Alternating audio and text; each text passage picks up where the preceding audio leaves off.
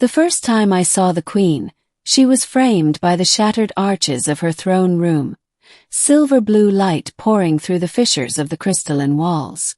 She was tall, nearly 3 meters, and radiated the kind of authority that made every soldier in the chamber lower their gaze. Her obsidian armor glimmered with threads of energy, and her 4 eyes shimmered like polished amethyst. And she was glaring at me. Not because I was an intruder or a spy, though technically I was both, but because her daughter, the Princess Lysera, stood beside me, her pale hand entwined with mine. "Why," the queen's voice resonated like thunder over glass, "is my daughter holding your hand, human?" The question wasn't rhetorical. The entire chamber fell silent, every guard shifting, weapons humming with charged plasma. I could feel Lysera's slender fingers tighten around mine, as if she could shield me from her mother's wrath. My mind raced. I'd rehearsed dozens of ways this diplomatic meeting could go wrong, but none of them had included accidentally emotionally bonding with an alien princess. "This isn't what it looks like," I managed, even though it absolutely was. The queen descended from her dais, each step a slow, deliberate tremor. Her voice was calm, but beneath it coiled something ancient and dangerous. "Then explain to me, Terran, why the heir of Xyrath chooses to protect you with her life." To the mission. 3 weeks earlier, I'd been a simple xenolinguist aboard the Terran vessel Solace. My job was to interpret alien communication, not play ambassador to an empire that saw humanity as a minor, inconvenient species. We were orbiting Elnor 9, the homeworld of the Xyrath Dominion, a civilization older than human civilization by tens of millennia. Our governments had exchanged cautious messages, and the Solace was to deliver the first delegation of peaceful contact. I never wanted to go planetside, but my commanding officer insisted that I was the only one who had studied the Xyrathi language deeply enough to interpret without offending them. I didn't know it then, but the queen's daughter, Lysera, had requested my presence specifically. Our shuttle landed on a glowing runway carved into the living surface of the planet. Xyrath was breathtaking. Every structure pulsed with bioluminescent patterns, like veins of light in a massive organism. The air shimmered faintly with bioelectric energy. The Xyrathi were humanoid but taller, with skin that refracted color depending on mood or temperature. They had 4 eyes, 2 for visible light, 2 for the infrared spectrum, and telepathic resonance that made lying almost impossible. Meeting the royal court was like walking into a cathedral made of light. The queen, Sarathni, was regal, distant, her gaze heavy with the weight of centuries. Her daughter, Lysera, however, looked curious. While her mother spoke in grand pronouncements, Lysera observed me, her eyes catching every flicker of confusion or awe. When I bowed, she smiled slightly, an expression I would later learn was scandalous among her people. After the ceremony, Lysera approached me privately. "You don't look afraid," she said, her voice melodic but cautious. "Should I be?" Yes. Her upper eyes blinked, a gesture of amusement. "Most humans tremble when my mother breathes. I save my trembling for when I don't understand the words," I replied. That made her laugh, a clear, crystalline sound that seemed to ripple through the air. And in that moment something shifted.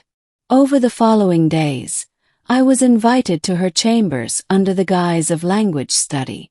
But we spoke of more than syntax. She asked about human music, art, oceans. I asked about the way Xyrathi cities grew organically from the ground, their structures living symbiotes rather than machines. It was intoxicating.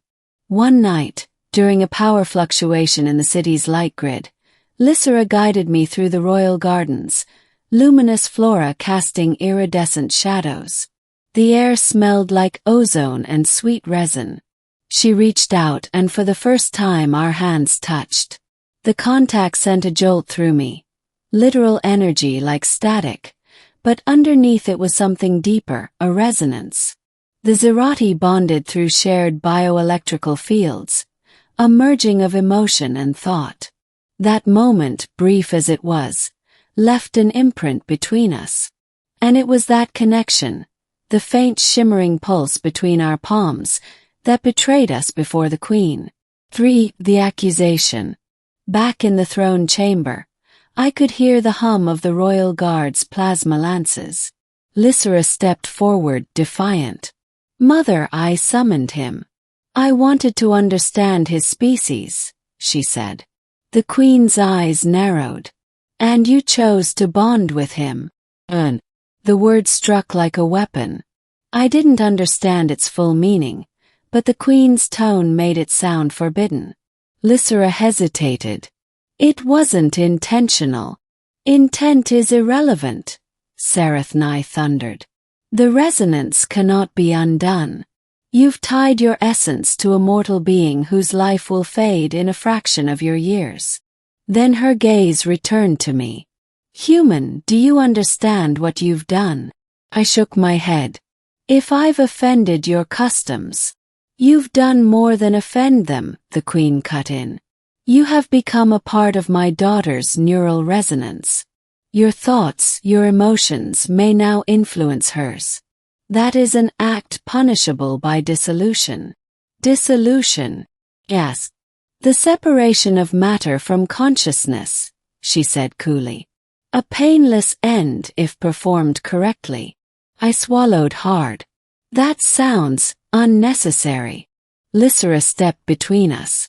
"If you harm him, Mother, I will not forgive you." The room erupted in whispers, guards shifting uncomfortably, advisors exchanging uneasy glances. No one had ever spoken to the Queen that way. For the first time, I saw something flicker in Sarathni's expression. Not anger, fear. "You would defy me for this creature." Lysera met her gaze. "He is not a creature. He is my choice." The escape that declaration sealed our fates. Within hours, I was confined to the lower chambers of the citadel, surrounded by guards who looked like walking obsidian statues. Through the bio walls, I could faintly feel Lysera's thoughts. Confusion, sorrow, determination. The resonance bond we shared allowed fragments of emotion to pass between us, though not words. When the lights dimmed to twilight hues, the chamber wall shimmered open. Lysera stepped through, clad in dark ceremonial armor. "You shouldn't be here," I whispered. "I came to free you," she said. "There's a transport hub below the citadel. It leads to the outer dunes. From there you can reach your ship." "And what about you?" Her lower eyes blinked slowly. "If you leave, part of me leaves too. I can't undo what we started." We slipped through the corridors, avoiding the sentries whose armor hummed with low energy. Lysera moved with effortless grace. Her bioluminescent markings dimmed to near invisibility. I stumbled behind her like a child in the dark. But as we neared the outer gates, alarms blared. The Queen's voice echoed through the citadel. "Lysera, return him to the chamber. Do not make me destroy you both." Lysera froze. She's linked to the citadel's neural grid. She can sense our movement. "Then we move faster," I said. We reached the gates, but a pulse field shimmered to life, a barrier of pure photonic energy. The Queen materialized before it. Her figure projected through the field. Her eyes burned like twin suns. "Do not take another step. Mother, please. You endanger our world for this human," the Queen said. "He carries chaos within him. Your resonance will drive you mad." "Then I will be mad," Lysera said. "But I will be free." The Queen raised a hand, and the field intensified. I could feel the air crackle, my skin prickling. Then Lysera turned to me. "Do you trust me?" "Yes." She clasped both my hands and pressed her forehead to mine. The resonance surged.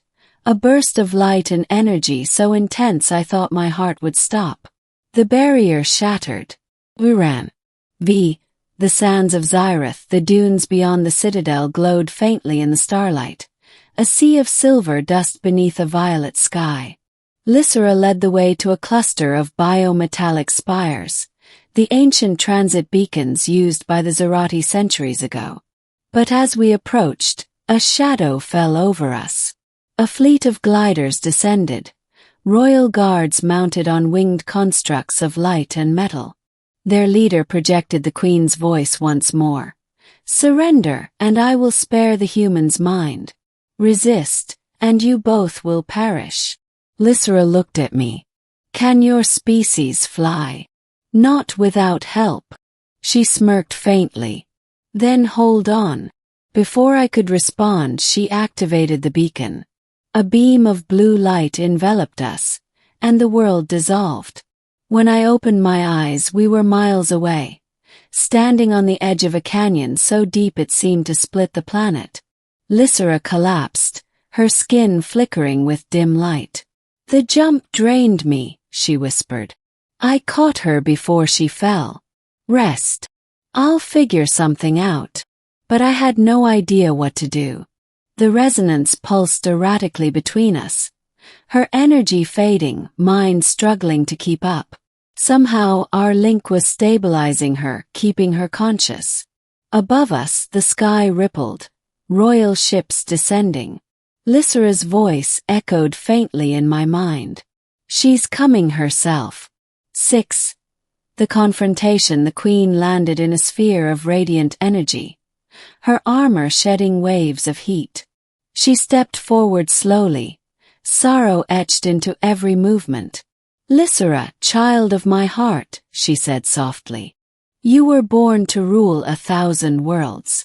Do not throw that away for a fleeting bond." Lysera straightened, still weak but defiant. "You've ruled so long, Mother. You've forgotten what it means to feel. And you've mistaken feeling for strength," Sarathni replied. "He will die in decades. What will remain of you then?"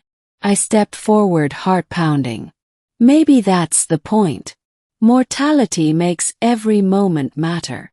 The Queen looked at me with something that wasn't quite anger. "You think your short lives give you wisdom. I think they give us urgency," I said. "We love fiercely because we don't have forever." Lysera's eyes met mine, and through the bond, I felt her warmth, her truth. The Queen felt it too. I could see it in the slight tremor of her hands. Finally she sighed. "If I let you go, the bond may alter our bloodline's resonance. It could change what we are." "Then let it," Lysera said quietly. "Maybe change is what we need." For a long moment the Queen said nothing.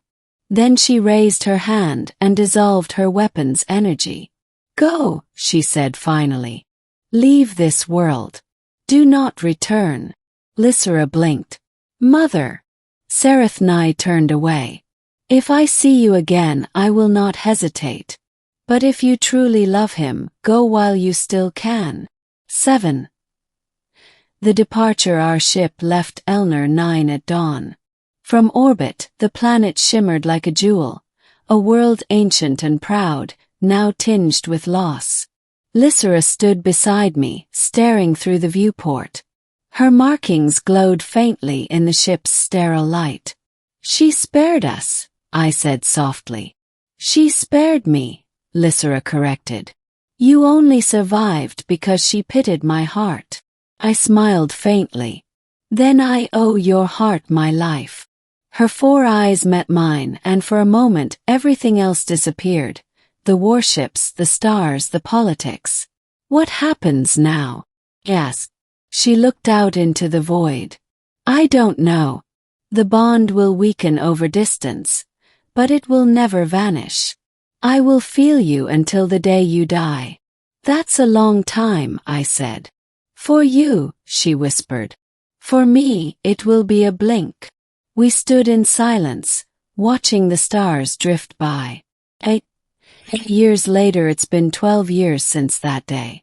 Humanity and the Zyrith Dominion now share fragile peace treaties, trade routes, and occasional ambassadors. I've risen to become an interspecies negotiator. Ironic, considering my history. Sometimes, during long nights aboard the diplomatic stations, I feel her. Just a faint hum beneath my thoughts. A warmth that reminds me of silver dunes and violet skies.